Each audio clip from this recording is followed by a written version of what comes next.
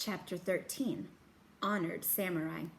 On July 8, 1853, 9 months after Manjiro reached his home, a fleet of 4 ships of the United States Navy dropped anchor at Edo Bay. The shogun was so disrupted by this that he declared a state of emergency. Troops had never fought wars were mobilized to combat 100,000 devils.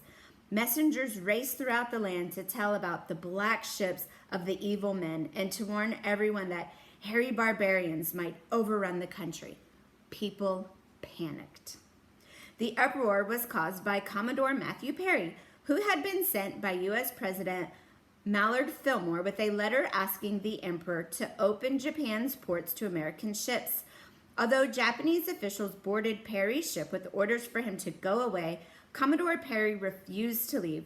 He demanded an audience with the emperor. So here is a picture of, you can see the ships in the water, the U.S. ships, and you can see all along the coastline, you can see all of the soldiers, the Japanese soldiers. Okay, so Commodore Perry refused to leave, and he demanded an audience with the emperor. Manjiro was the only man in Japan with first-hand knowledge of the United States. Therefore, he seemed best qualified to give advice. The shogun commanded him to come to Edo at once so that he could act as an advisor to the Council of Nobles. Manjiro left Kochi Castle in August of 1853. He was transported by boat to the port city of Osaka, then traveled to Edo on the Tokyo Road. During this time, Commodore Perry's fleet had sailed away to Hong Kong to obtain more supplies and more black warships. On February 13, 1854, the Commodore returned to Edo Bay with 9 heavily armed vessels. He let it be known that he intended to march to the Imperial Palace. In the event of war, he would have 50 ships in nearby water. Members of the Council of Nobles realized Japan's military power was weak. All their country could muster against an enemy were old weapons such as swords, pikes, antique cannons, and rusty muskets. Yet they feared that signing a treaty would mean the collapse of their government. They turned to Manjiro for advice. Manjiro argued for an end to the national isolationist laws. He told the Council of Nobles that Japan could no longer lock itself away from the rest of the world, that to survive as an independent nation, Japan must peacefully agree to open ports and trade with the United States. His opinions were welcomed, but some condemned by others. Lord Abe, who headed the council, was sure that Manjiro favored American interest. He pointed out that Manjiro was not only saved from death by Americans, but also owes a debt of gratitude for the benefits he received from them. He will never act against them. Therefore, he should not be allowed to meet the Americans. Indeed, Manjiro was not permitted to meet the Americans. However, he played a vital behind-the-scenes role.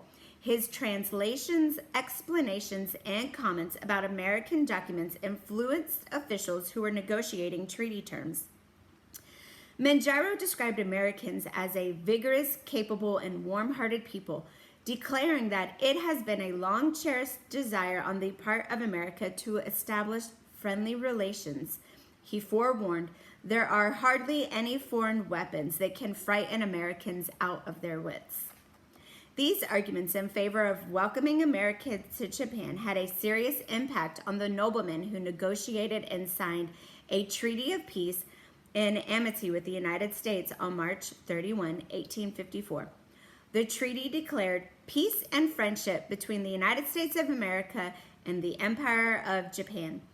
It specified that 2 ports, Shimato and Hakodate, would be open to American ships.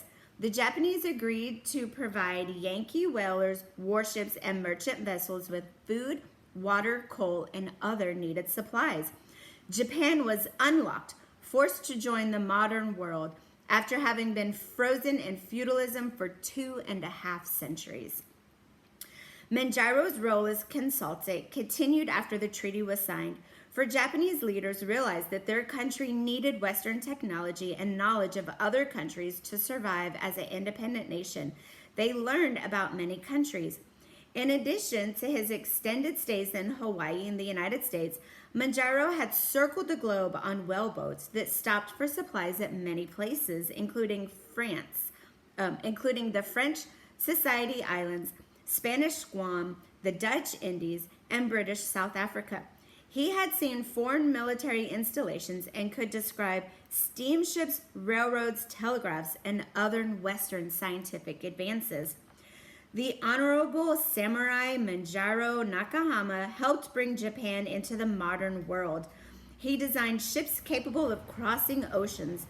Laws against building big boats were no longer enforced. As chief professor of navigation and ship engineering at Tokyo's Naval Training School, he used his own Japanese translation of the America sailing book, The Practical Navigator, as his students' textbook. He also wrote the first English book for Japanese people, A Shortcut to the English Conversation.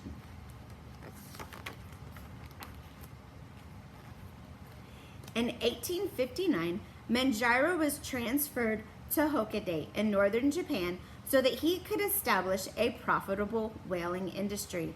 Manjaro used Western advanced technology to build typical New England whale ships and whaleboats. This enabled his countrymen to capture more whales than had ever been possible before.